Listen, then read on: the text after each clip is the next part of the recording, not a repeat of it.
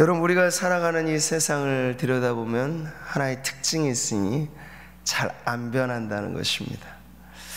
의외라고 생각하실 수도 있겠어요. 세상이 너무 빨리 바뀌는데 스마트폰 하나만 해도 6개월이 뭐예요? 몇 개월 만에 신상품이 나오고, 뭐 옷들은 더 빨리 패스트 패션 바뀌고. 근데 제가 말씀드린 안 변하는 세상이란 사람들을 말하는 거예요.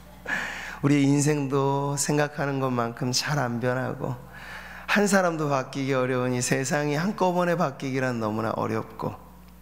그러니까 우리는 하나님이 변함없으시다라고 하는 건 우리에게 더할 나위 없이 큰 축복이지만, 세상이 변하지 않는다, 이것은 큰 해가 되는 것을 경험으로 알고 있습니다. 그래서 늘 새해가 되면 좀 무언가 변화가 있었으면 좋겠다, 내 인생이 바뀌고 좀 세상도 이 나라도 변했으면 좋겠다 하는 그런 바람이 많이 있는데요, 개인의 결심은 3일을 못 지나가서 작심은 3일이라 하고, 무언가 기대할 만한 일들이 세상에 펑 터졌으면 좋겠는데 3일 천하라는 말이 무색하지 않게 세상은 그렇게 쉽게 바뀌지 않는 것 같습니다.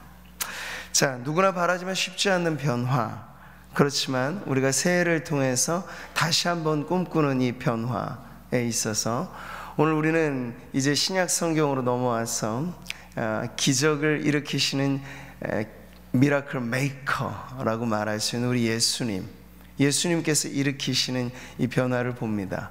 이 변화야말로 완전한 변화의 기적이라고 할 수 있겠는데요, 오늘 이 말씀을 통해서 세상에서는 쉽게 찾아볼 수 없지만, 우리 개인의 결심으로도 쉽게 이룰 수는 없지만, 미라클 메이커, 기적을 일으키시는 우리 주님을 의지해서 오늘 저와 여러분 안에 큰 변화, 또 온전한 변화의 기적이 일어나기를 소망합니다.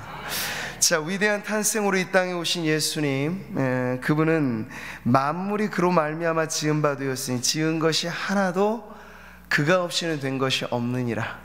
이 창조의 능력을 일으키신 분이에요. 무에서 유를. 그리고 우리 하나님께서 일으키시는 기적은 작은 것을 통해서 아주 크게, 기존의 것을 가지고 전혀 새롭게 만드시는 기적을 나타내시는 분이죠. 이 땅에 오셔서 공생애를 시작하신 예수님은 걸어가시는 자리자리마다 놀라운 기적의 연속이었습니다. 구약에서는 몇몇 선지자들을 통해서나 혹은 가끔 이따금 빈번하지는 않습니다. 그런데 예수님이 오셔서 일으키시는 기적은 본물처럼 쏟아져 나왔죠. 왜냐하면 그분이 기적의 창조자이시기 때문입니다. 예수께서 이 첫 표적을 갈릴리 가나에서 행하여 그의 영광을 나타내심에 제자들이 그를 믿으니라. 오늘 우리는 요한복음의 보도로 보자면 첫 번째 예수님의 이 표적, 표적이라고 하는 건 예수님이 누구신가, 하나님은 어떤 분이신가를 알려주는 의미의 기적을 말하죠.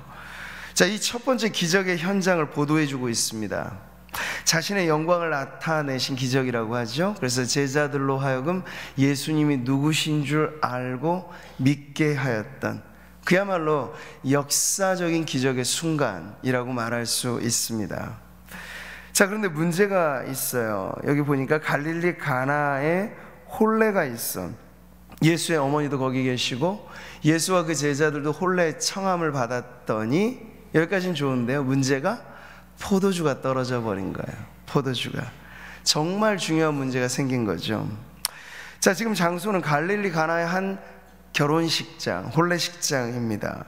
예수님은 초대객으로 초청을 받았어요. 마리아, 모친 마리아도 그렇고 초계 제자들도 같이 이 초대 받았습니다. 근데 잔치집에서 가장 중요한 영을 돋우어서 흥을 만들어내는 포도주가 바닥난 사건이 이제 딱 일어나게 되는 거죠. 누구 잘잘못을 떠나서 지금 이것은 매우 다급한 문제입니다. 유대인은 관례상 보통 일주일 정도 혼인 잔치에 이 즐거운 시간들을 보내거든요. 근데 이게 어느 시점에서 떨어졌는지 모르지만 어쨌든 예상 밖에 너무 빨리 포도주가 동나버린 거예요. 메인 음료가 없어져 버렸으니 이제 잔치는 잔치고 뭐고 끝날 판인 거죠. 그러니까 모든 사람들에게 축복받아야 될 결혼식장이 이제 혼주 축이 뭐 이렇게 준비를 잘못했지 하면서 이 주변 사람들의 입방아에 오르내리게 될 판인 거예요. 신약 성경에서 혼인잔치, 포도주 이런 것들은요, 이 구원의 즐거움을 상징하는 그런 아주 중요한 내용이기도 합니다. 물론 결혼식 자체가 이 세상 일에 있어서도 이보다 더 중요한 게 없다 할 정도로 큰 행사인데, 아무튼 그 중심에 가장 중요한 이 포도주가 떨어져 버렸으니 이제 잔치고 뭐고 끝나갈 문제가 생겨나게 된 거죠. 가장 당황했을 건 했던 사람 아마 이 혼인잔치를 준비한 신랑 측, 혼주 측이었을 겁니다. 쉬쉬하면서 발을 동동 구르는 이 문제가 어찌되었든지 이 마리아에게 먼저 알려지고, 그리고 마리아는 이 위급한 상황을 예수님께 즉각 알립니다. 근데 문제는 예수님께서 그다지 적극적인 반응을 보이지 않으셨어요. 내 때가 아직 이르지 아니하였나이다. 그러니까 예수님은 그냥 우발적인 일들을 하시는 분이 아니셨고, 하나하나가 다 시작부터 끝까지 십자가 마지막 자리까지도 다 주님은 하나님의 뜻대로 그 시간에 맞춰 계획을 갖고 일을 하셨는데, 아마 이 사건은 예수님의 생각에 지금 의도하지 않는 일이 벌어진 듯 보이는 거죠. 자, 그런데 여기서 빛나는 건 바로 마리아의 믿음입니다. 이렇게 적극적인 반응을 보이지 않으셨음에도 불구하고 마리아는 육신의 아들로서 예수뿐만 아니라 이 임신할 때부터 천사로부터 들은 이 수태고지를 통해서 예수님에 대한 남다른 신뢰가 있었기 때문에, 물론 그렇다고 해서 지금 제자들이나 마리아 모두가 예수님의 십자가 사건, 부활 사건을 아직 경험하기 이전이기 때문에 온전한, 우리가 말한 정석대로의 신앙을 가졌다고 말할 수는 없겠습니다만, 그래도 예수님에 대한 신뢰와 믿음만큼은 너무나 귀하게 간직하고 있었던 걸 바로 이 자리에서 우리는 알게 됩니다. 그래서 아들 예수에 대한 신뢰, 믿음, 예수님이라면 이 문제를 해결해 주실 수 있을 것이다 라고 마리아는 확실히 믿었던 거예요. 그랬더니 어떻습니까? 그의 어머니가 하인들에게 지시를 내립니다. 뭐라고 하죠? 같이 읽어볼까요? 너희에게 무슨 말씀을 하시든지 그대로 하라 하고 이렇게 일러둡니다. 그냥 내뱉은 말이 아니죠. 예수님에 대한 신뢰와 믿음이 고백된 말입니다. 마리아는 예수님께서 겉으로는 적극적으로 반응을 보이지 않으시지만 반드시 문제를 해결해 주실 거다. 그리고 예수님이 도와주시지 않으면 이 집안의 문제는 누구도 해결해 줄 수 없다. 그걸 알았기 때문에 지금 한 달이 건너서 그러니까 한 수 더 내다보고 예수님께서 도와주실 상황을 미리 예상하고 하인들에게 지시를 내린 거죠. 그러니까 초기에서부터 가졌던 마리아의 이 신앙의 아름다움은 이런 거예요. 주의 여종이오니, 수태고지 때 한 말이죠. 말씀대로 내게 이루어지이다. 그러니까 말씀하시면 그것은 역사가 된다 라고 하는 걸 마리아는 늘 마음에 간직한 믿음으로 갖고 있었습니다. 하나님의 말씀은 그대로 이루어진다는 믿음, 그 믿음을 가지고 지금 예수님을 신뢰하고 문제를 아뢰고 도움을 구하고 있는 거죠. 여러분, 믿음이란 이런 것입니다. 온전한 신뢰이고요. 믿음이란 이런 것입니다. 지금 당장 아니더라도, 여러분 우리가 찬송도 부르잖아요. 내 눈에 아무 증거 아니 배어도, 내 손에 잡힐 만한 것 없어도 믿음만을 가지고서 늘 걸어가면, 이게 뭔가요? 믿음은 당장 눈에 보이는 것으로 판단하지 않는다는 거예요. 현실 너머로 오는 하나님의 역사를 기대하고 기다리는 것이기 때문에 믿음은 그런 의미에서 준비라고도 할 수 있겠습니다. 우리가 만약 기도한다면 그 기도한 것이 언제 이루어질지에 대한 시차가 있을 뿐, 반드시 하나님께서 예수의 이름을 의지하여 믿음으로 기도하면 응답하신다 하는 그 믿음을 갖고 있으면 그 응답하실 때 상황을 미리 예상하고 준비하는 것까지가 믿음이라는 것이에요. 네. 오늘 우리에게 이런 믿음이 있기를 바랍니다. 네. 내일일지 모레일지 아니 오늘일지 언제일지 모르는, 이게 스릴 넘치는 신앙생활이죠. 우리가 기도하기 시작했을 때 하나님은 그 기도에 귀를 기울이십니다. 그리고 하나님의 때, 하나님의 방법으로 기막히게 역사하실 텐데, 그게 오늘일지 내일일지 우리는 모르기 때문에 믿음만을 가지고 계속 기도하면서 또 준비를 하는 것이죠.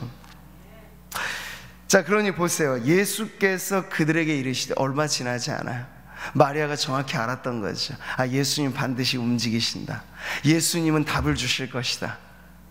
그러면서 지금 하인들의 준비시켜둔 이 준비된 믿음이 이제 그 값을 드러내는 걸 보여주는 거예요. 근데 예수님께서 말씀을 하시는데 이게 조금 뜬금없이 들립니다.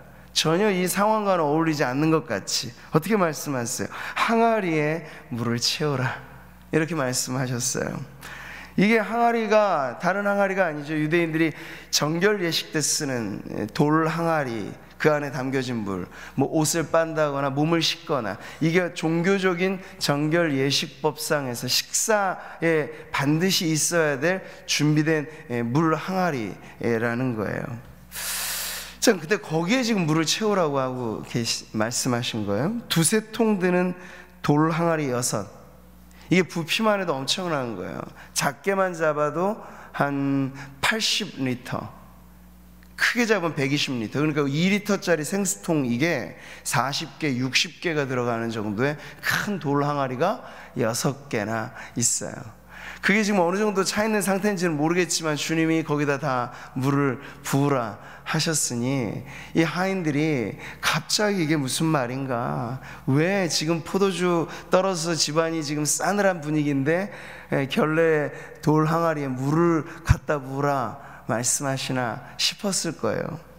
참 수고스러운 일이고 이해도 되지 않는 일입니다만, 물은 물이고 포도주는 포도주일 뿐인데, 근데도 이 하인들은 이제 하인들을 통해서 빛나는 부분이 있어요. 그것은 바로 순종의 모습입니다. 우리가 영화에서 요즘에 간혹 보면 주연보다 더 뛰어난 조연들의 활약이 있을 때 신 스틸러라는 말을 씁니다. 아주 영화의 명장면을 빼앗아내는 주연급 조연들이라고 말하죠. 저는 오늘 이 요한이 보도해주는 이 장면을 하나의 영상으로 처리하자면 하인들이야말로 그런 신 스틸러라고 할 수 있죠. 무명의 하인들이에요. 누구도 그 이름을 기억하지 못하는. 근데 이들이 지금 이 잔치집의 여흥이 끝나갈 마다 이 문제를 해결하는데 1등 공신의 역할을 한다는 거죠. 이 위기 상황이 극적으로 바뀌게 될 때 하인들의 적극적인 순종이 매우 중요한 몫을 차지합니다. 예수께서 그들에게 이르시되, 같이 한번 읽어볼까요? 항아리에 물을 채우라 하신즉 아귀까지 채우니 이제는 떠서 연회장에게 갖다 주라 하심에 갖다 주었다니. 자, 여러분, 물론 그 집에 부리는 하인이었기 때문에 하인들은 특징상 시키면 해야 됩니다. 근데 분명 예수님도 마리아도 주인이 아니잖아요. 초대받은 객이잖아요. 손님이 이런 것을 사실 지시할 권한이 있지는 않을 텐데, 이 하인들은 불평하지 않고 예수님의 명령에 토를 달지 않고, 여기 보니까 너무나 모든 게 다 그대로예요. 그대로. 그러니까 마리아가 그대로 하라 일러줬는데 하인들은 정말 그대로 순종하고 있는 거예요. 채우라 하니까 아귀까지 그냥 만땅으로 다 채워놓고, 그거 떠다서 이제 그 다음이 문제죠. 연회장에 갖다 주라는 거예요. 이거 손이나 씻고 옷을 빠는 결례에 쓰는 물인데 마시는 음료하고는 전혀 다른 거잖아요. 근데 그걸 갖다 주라고 했는데도 그대로 합니다. 하인들의 빛나는 순종은 그대로의 순종이에요. 그대로 빼거나 더하지 않아요. 말씀 그대로 하는 이 순종, 이것이 우리 하나님께서 성도들에게 기대하고 바라시는 가장 아름다운 순종이라고 할 수 있겠습니다. 예수님께서 두 아들의 비유를 말씀하실 때 한 아들이 있는데, 얘야 너 저희 포도원에 가서 밭에서 일 좀 해줘라, 좀 거들어 주겠니? 근데 아들이 네 하겠습니다 아버지. 근데 그 다음에는 안 가요. 둘째 아들은 처음에는 못 가겠습니다, 저 힘듭니다. 근데 나중에 생각하고 보니 우리 아버지가 하신 말씀인데 내가 따라야지. 나중에 돌이키고 그 밭에 가서 일을 합니다. 이 두 아들 중에 누가 순종을 한 사람일까요? 당연히 둘째 아들이겠죠. 순종이라고 하는 것은요, 입으로의 아멘만이 아니라 몸으로의 아멘인 줄 믿습니다. 우리가 입술로 시인하는 것 중요합니다. 그렇지만 결국 순종에는 우리의 수고가 뒤따라요. 대가가 지불되어야 해요. 헌신이라고 하는 건 촛불과 같아서 자기를 태워 빛을 내는 거예요. 촛농이 녹아질수록 자기는 달아지지만 빛은 밝아지잖아요. 순종이란 그런 것입니다. 오늘 우리가 믿음과 이 순종, 이 두 가지가 신앙의 핵심이잖아. 핵심 중에 핵심이잖아. 우리의 신앙에서 믿음 빼고 순종 빼면 그건 아무것도 아닌 거잖아요. 가장 중요한 이 두 가지가 역사가 일어나는, 기적이 일어나는, 주님이 우리에게 찾으시는 가장 중요한 것이라 하는 것을 오늘 말씀이 가르쳐 주죠. 자, 가나 혼인잔치에 벌어진 문제, 나름 심각하고 딱히 그들에게는 혼주 측에는 해결책이 없었던 난감한 상황인데, 이 문제 해결의 방식이 우리가 생각하는 것보다 훨씬 더 단순했다 하는 것을 우리는 배우게 됩니다. 아주 심플해요. 네. 마리아의 믿음, 단순한 믿음입니다. 하인들의 순종, 단순한 순종입니다. 예수님의 말씀이 어디 복잡합니까? 어려운 공식처럼 꼬아놓은 문제입니까? 아니죠. 단순한 명령이에요. 근데 여러분, 이 모든 게 단순한데, 믿음도 단순하고 명령도 단순하고 순종도 단순한데, 이 세 가지가 합쳐지니까 엄청난 일이 일어나게 된 것이에요. 자, 결례 때 쓰는 물항아리에 물을 떠서 연회 중에 갖다 주라 했을 때, 이거 잘못하면 뺨 맞는 문제가 아니라 잘못하면 얻어 맞아서 죽을 수도 있습니다. 하인들이 이런 발칙한 일을 하다니, 이게 결례 쓰는 물인 걸 알았으면 그러지 않겠습니까? 근데 그런 위험 부담이 있는 순종, 위험한 순종이었음에도 불구하고 하인들은 그대로 했습니다. 근데 여러분, 어느새 변했는지, 갖다 놓았을 때 변했는지 아니면 떠다 주었을 때 변했는지, 성경은 그 부분에 대해서는 침묵하고 있어요. 이건 비밀이고 이건 신비이니까. 근데 어느 경로에서든 변한 거예요. 변하긴 변한 거예요. 연회장이 그걸 마셨을 때, 그 전에도 여흥에 이미 취해 있었는데 술균이 확 달아날 정도로 깜짝 놀라요. 원래 술을 마신다 이렇게 말을 하면요, 저는 경험은 없어서 모르겠습니다만 아마도 그럴 것입니다. 술이 거나하게 취해서 나중에 술 마시면 그 다음에 술 맛을 알아서 술을 마시는 게 아닐 거예요. 이게 좋은 걸, 그러니까 대부분 나중에는요, 질 떨어지는 술을 주잖아요. 당시에 관례도 그랬어요. 처음엔 좋은 걸로 대접하다가 이거는 몇 년 묵은 포도주입니다, 딱 이렇게 주고 나중에는 물을 슬쩍 타면서 이렇게 줘도 취하면 모르게 되는 거예요. 근데 연회장이요, 깜짝 놀란 건, 처음에 마셔본 것보다도 더 미각을 돋우고 정신이 반짝 깨어날 정도로 극상품 포도주, 당연하죠. 우리 예수님이 빚으신 포도주인데요, 예수님의 말씀으로 바뀌어진 세상 천지의 전무후무한 포도주예요. 이건 어디서 돈 주고도 못 사는 포도주죠. 말씀으로 빚어진 포도주. 네. 그 포도주를 맛보고서 깜짝 놀라서 신랑을 불러다가 칭찬을 하는 거예요. 이렇게 사람마다 먼저 좋은 포도주를 내고 취한 후에 낮은 것을 내거나, 이게 당시에도 있었던 일이에요. 근데 그대는 지금까지 좋은 포도주를 두었도다. 아마도 우리는 이 사건에서 의미에 있어서 우리가 오늘 깊이 파내지는 않습니다만, 바로 예수님 자신이 이 좋은 포도주 역할을 하시는 거예요. 이전까지의 포도주란 구약의 이 유대교가 가지고 있었던 관례. 여기 보면 이 모든 무대 장치가 보여준 게 그거예요. 정결례식의 돌 항아리, 있으나 사실 마나한 것, 포도주 떨어진 문제, 근본적인 행복에 있어서는 아무런 도움이 안 되는 거. 근데 그들은 그게 자신의 안전장치였죠. 이게 바로 유대교, 옛 관습, 낡은 그 종교, 이것이었어요. 근데 예수님이 오시고 나서 이 모든 것을 바꾸신다고 하는 가장 상징적인 첫 표적은 물이 포도주로 바뀌고, 그 포도주가 세상에서 제일 좋은 맛을 내는 포도주인 것을 통해서 자신을 드러내셨던 거죠. 구원자로서 예수님의 존재를 드러낸 이 첫 번째 기적은 이렇게 일어났습니다. 이 표적은 여러분 어떤 것을 알려줍니까? 완전한 변화의 기적이 예수님께는 가능하다라는 걸 가르쳐 줍니다. 나중에 알려줘서 혹 신랑 측이라든지 아마 알았을 거예요. 왜냐하면 그들은 문제를 이미 알고 있었잖아요. 포도주가 떨어졌다. 근데 포도주가 계속 제공되고 잔치는 끝날까지 흥겹게 이어졌다. 지금 이 말씀에는 신랑이라든지 다른 이 집안 사람들의 반응이 보여지고 있지는 않습니다만, 그들도 충분히 알게 된 이 놀라운 기적, 이것은 예수님이 어떤 분이신가 하는 것을 알려주는 표적입니다. 그분은 물을 변하여 포도주 되게 하시는, 성질이 전혀 다른 완전한 변화를 일으키시는 그러한 분이시다 하는 걸 알려주는 거죠. 근데 여기 보면요, 1차적으로 이 기적을 알았던 이들은 많진 않아요. 이 기적의 현장에 믿음으로 동참했던 마리아, 이 기적의 현장에 순종으로 참여했던 하인들, 사실은 이들만이 공유하고 있는 비밀스러운 기적이었다는 것을 알 수 있죠.